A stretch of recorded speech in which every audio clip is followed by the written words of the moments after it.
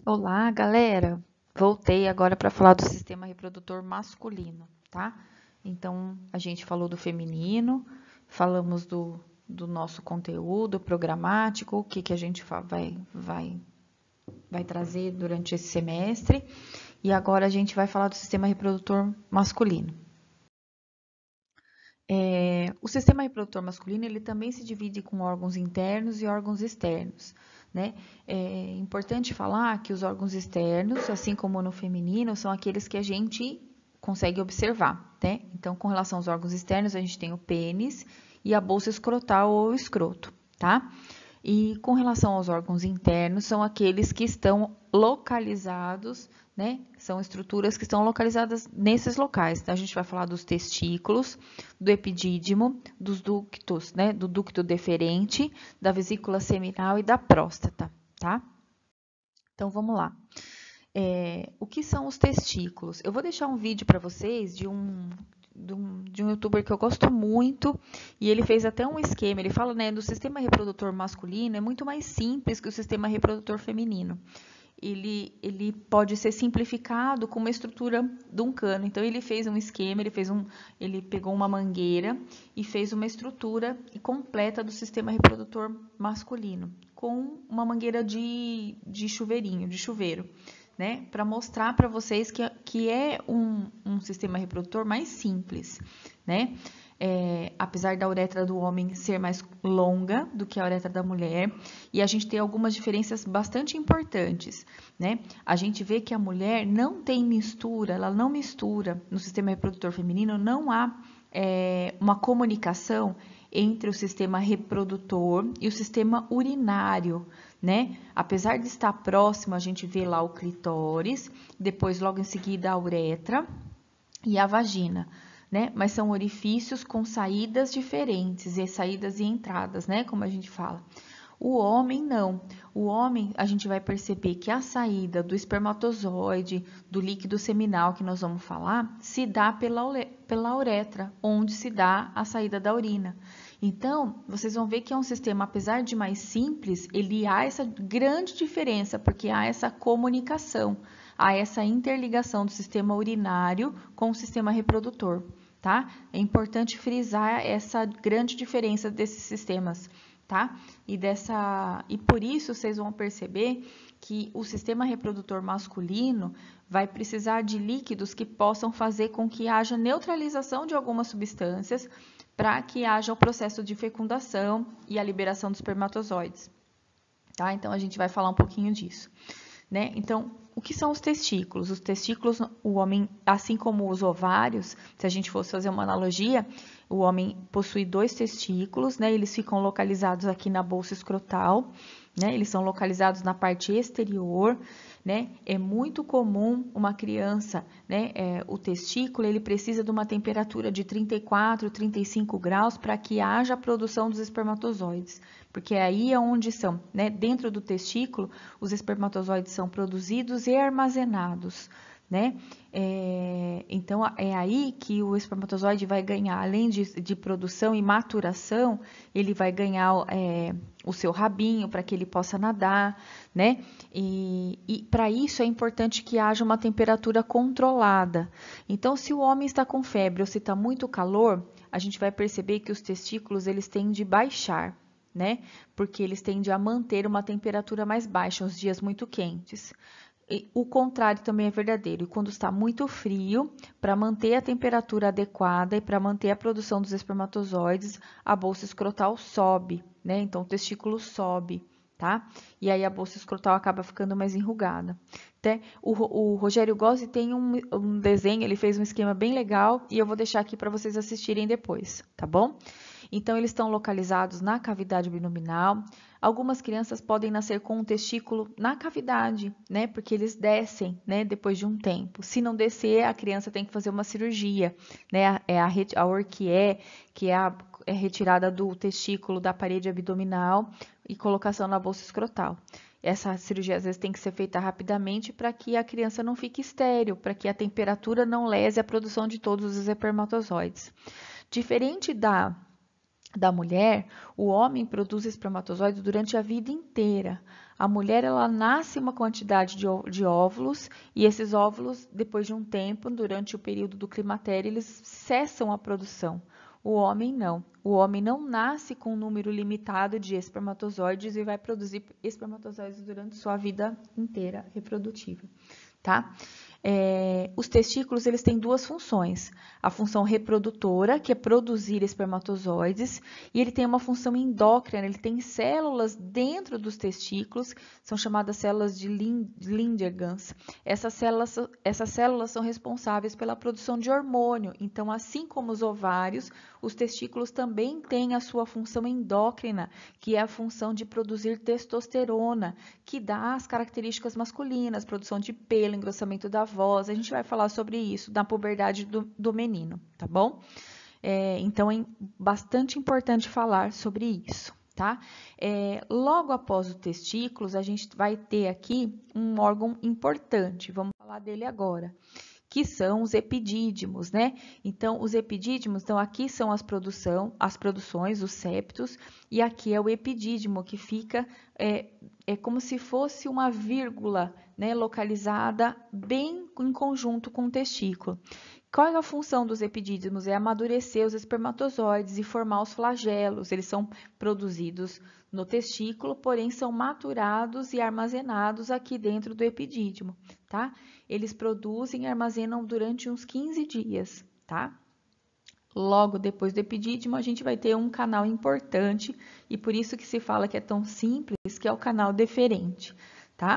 Vamos falar, o ducto, né, ou canal deferente. Então, ó, saindo daqui do testículo, a gente tem essa vírgula aqui que é o epidídimo e logo depois eu tenho o canal aqui deferente. Qual que é a função do canal deferente?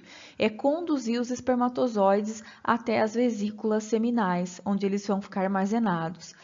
Cada um deles, né? Então, assim como tem os dois testículos, dois epidídimos e dois ductos deferentes, cada um deles vai atravessar, vai passar pela próstata e depois vai desembocar na uretra. E por isso que a gente fala que é a comunicação. Lembrando que logo em cima da próstata a gente tem a bexiga, onde é armazenada a urina. E por isso que o homem, ele tem uma única saída de urina e de sêmen, né, que a gente vai falar que são os espermatozoides mais o líquido seminal, por um mesmo canal, tá? É importante falar que o ducto deferente é o que é cortado quando se faz a vasectomia. Então, quando o homem faz vasectomia, o médico faz um cortezinho na bolsa escrotal, né, onde o ducto deferente está aqui, ele vai cortar o ducto deferente. E aí não vai ver mais a passagem do espermatozoide. Isso não quer dizer que o homem não vai ejacular, ele ejacula, mas sem espermatozoides. Ele vai ejacular o líquido seminal, né, que a gente vai falar agora. Então, tá aqui, ó. Então, tá aqui o testículo, o epidídimo, o ducto deferente subindo por aqui. Aqui eu tô passando pela próstata, aqui as vesículas seminais, né? Que são produtoras do quê? De um líquido seminal. Para que produz esse líquido, né? Lembrando que o espermatozoide, ele tem flagelo e ele precisa bater esse flagelo até chegar lá em cima na tuba uterina, né? Para conseguir fazer com que haja fecundação do óvulo. Esse líquido seminal, ele é rico em frutose. Frutose é algo que dá energia para os espermatozoides poderem bater esse flagelo. E é rico também em fibrinogênio. E o fibrinogênio é o que dá consistência gelatinosa para que o esperma saia, né, na ejaculação, ele se grude na parede do útero e assim depois ele vai se tornar líquido. Esse fibrinogênio ele tem uma ação pouco duradoura, aí vai ficar líquido e aí esse flagelo vai conseguir bater pelo líquido e subir até a trompa uterina, tá? Então, líquido em frutose e fibrinogênio que é eliminado na ejaculação, tá? A próstata ela fica logo abaixo da bexiga. Então, aqui a gente está vendo, uma pessoa fazendo um toque retal e palpando a parte posterior, né? Sentindo a parte posterior da próstata, tá? A próstata é uma glândula, né? Ela tem canais excretores que se abrem na uretra. A próstata produz, o líquido prostático. O líquido prostático é um líquido alcalino, assim como os ductos aqui tem aqui ao lado. A produção desse líquido alcalino é importante porque, vamos lembrar de uma coisa lá no sistema reprodutor feminino.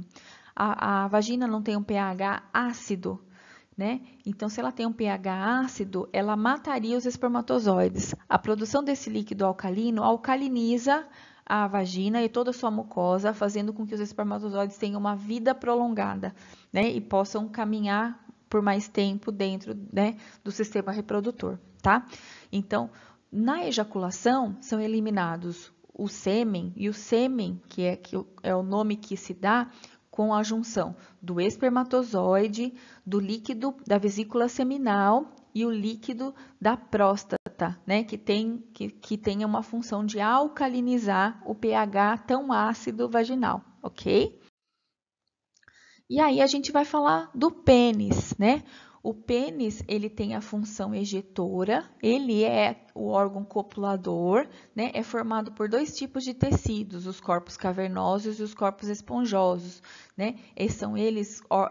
São um órgão oco, né? É um órgão que tem um ligamento que permite a ereção e ele é um órgão que se preenche de sangue durante o processo da excitação, tá?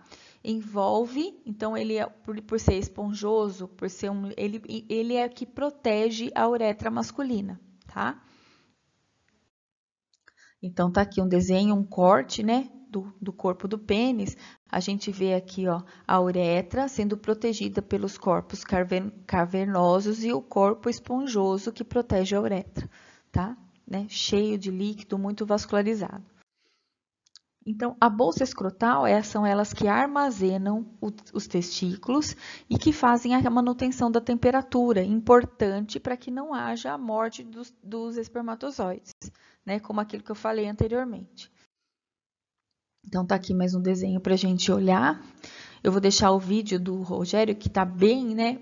O esquema dele vai fazer com que vocês entendam ainda melhor sobre esse sistema reprodutor.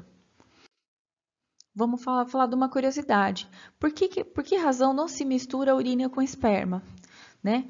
Porque durante a excitação ou durante a ereção, a bexiga se contrai e faz com que feche-se o canal, então não há liberação de urina durante o ato sexual. Né? Então não há nenhuma mistura entre esperma e urina por conta da bexiga e vice-versa, tá? As funções, né? A função do pênis, a função desse órgão ejetor é produzir o sêmen e os hormônios e emitir a introdução do sêmen no órgão feminino. Então, essa é a função do sistema reprodutor, produzir o sêmen, né? Espermatozoides e hormônios, e emitir e introduzir o sêmen no sistema reprodutor feminino. Aí eu trouxe uma brincadeirinha aqui, né? Então, nossas configurações são bem diferentes, né? Sim, enquanto você tem uma antena Wi-Fi, eu tenho um leitor de CD, né? Então, são sistemas que se complementam, né? Vou deixar aqui, né? Eu falei rapidamente sobre o sistema reprodutor. A gente vai ter uma aulinha agora só para falar um pouquinho das anormalidades que a gente pode encontrar. Assistam o vídeo do Rogério também, que ele fez um desenho, ele sabe desenhar muito melhor do que eu e vai complementar essas informações que a gente trouxe, tá bom? Um abraço para vocês, essa aula é mais rapidinha, né? Um abraço para vocês e a gente vai se falando aqui, vamos tirando as dúvidas.